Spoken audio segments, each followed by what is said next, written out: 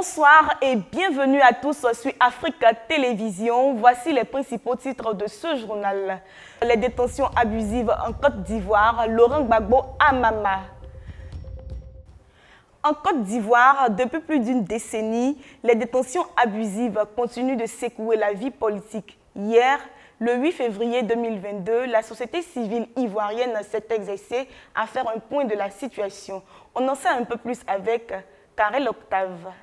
Maïsio Bogno Aldof, Diakité Abdoul, Souleymane Sanogo, Bafing Traoré, Mohamed Sissé et Yo Roger ont été arrêtés le 22 janvier 2022 pour avoir organisé une marche en soutien à la population malienne sous sanction de la CEDEAO. Déclaration des organisations et acteurs panafricanistes de Côte d'Ivoire sur la situation de crise au Mali. 1. Les faits. Le Mali, pays frère vide depuis une dizaine d'années. Ces adeptes du panafricanisme sont libres il y a quelques jours. Cependant, ils traînent sur leur frêle épaule de lourdes pénalités judiciaires, car ils ont été libérés par sursis assorti de la privation de leurs droits civiques durant 10 ans. On en vient à cette information. Le président Laurent Gbagbo à Mama. Depuis le 17 juin 2022, l'ex-chef d'État ivoirien est triomphalement rentré en Côte d'Ivoire après 10 ans d'absence.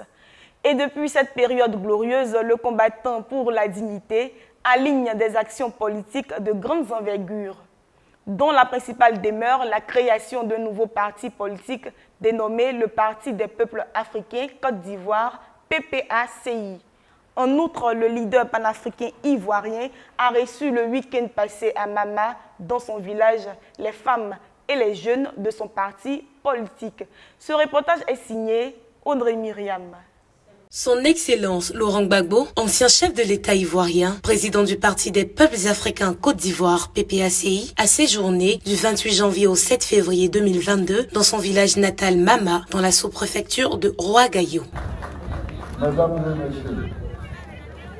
Mesdames et messieurs,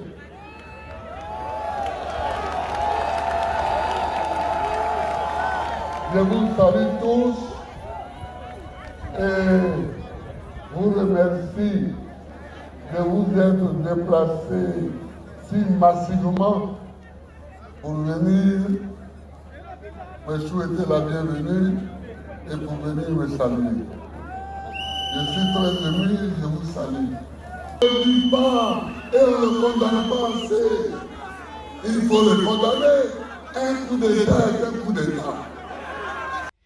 Face aux femmes et aux jeunes de son parti, tout en réaffirmant son opposition au coup d'État sous toutes ses formes, le père du multipartisme et de la démocratie en Côte d'Ivoire a indiqué que le troisième mandat, non autorisé par la Constitution, est aussi un coup d'État. L'ancien chef de l'État a par ailleurs réaffirmé sa ferme détermination à continuer le combat politique tant que les questions pour lesquelles il s'est engagé et qui lui ont valu l'emprisonnement n'auront pas trouvé de solution. Une autre information politique dans ce journal. 30 années requises contre Blaise Compaoré, ancien chef d'État burkinabé, lors du procès du capitaine Thomas Sankara. C'était hier 8 février à Ouagadougou. Le procès de l'assassinat du panafricaniste Thomas Sankara, qui a débuté il y a 1 an, continue de faire son petit bonhomme de chemin. Plus de précisions avec Karel Octave. Blaise Compaoré, le principal suspect dans l'assassinat du capitaine Thomas Sankara, ancien chef d'État burkinabé, a été bombardé de 30 ans de prison ferme par le procureur du parquet militaire de Ouagadougou. Rappelons que selon les médecins légistes chargés d'éclairer les circonstances de l'assassinat de Thomas Sankara, le capitaine Sankara a été tué de 7 coups de balle avec ses 12 compagnons. Blaise Compaoré, chassé du pouvoir en 2014 par la rue, alors qu'au pouvoir après l'assassinat de Thomas Sankara, vit paisiblement en Côte d'Ivoire, le pays dont il a désormais la nationalité, attendant le verdict du juge.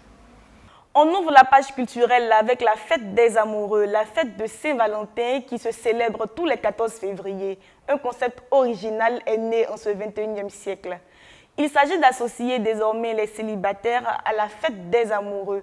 Comment cela est-il possible? C'est avec le concept Allons à Zakoua de la structure Dev Event. Savourons l'innovation. Allons à Zakwa, oh, mon frère, ma soeur. Donc 2022, là, tu vas fêter encore seul la Saint-Valentin, quoi. Faut pas faire genre, on sait tous que les nuits, tu as froid. Mais comme Dave vivait un thème, là, cette année, ils ont pensé à toi. Ils ont déplacé Zakwa à Abidjan juste pour briser l'esprit de célibat dans ta vie. Alors, viens chercher ton ticket et va prendre ton Garou-Tago à l'espace Layoya le samedi 12 février à Angre, terminus 81-82. Ticket là même n'est même pas cher, de 10 000 francs à 20 000. Et pour refermer ce journal, rappelons que du 9 janvier au 6 février 2022, la 33e édition de la Coupe d'Afrique des Nations, CAN, a eu lieu au Cameroun.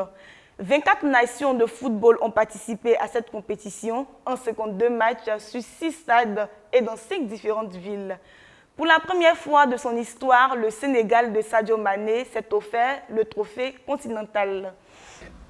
Le 7 février 2022, les Lions de la Teranga ont bénéficié d'un extraordinaire banc de foule à Dakar lors de leur accueil après l'obtention du trophée.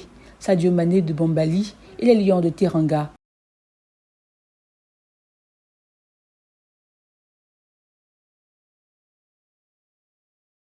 ont réussi à faire vivre à leurs compatriotes.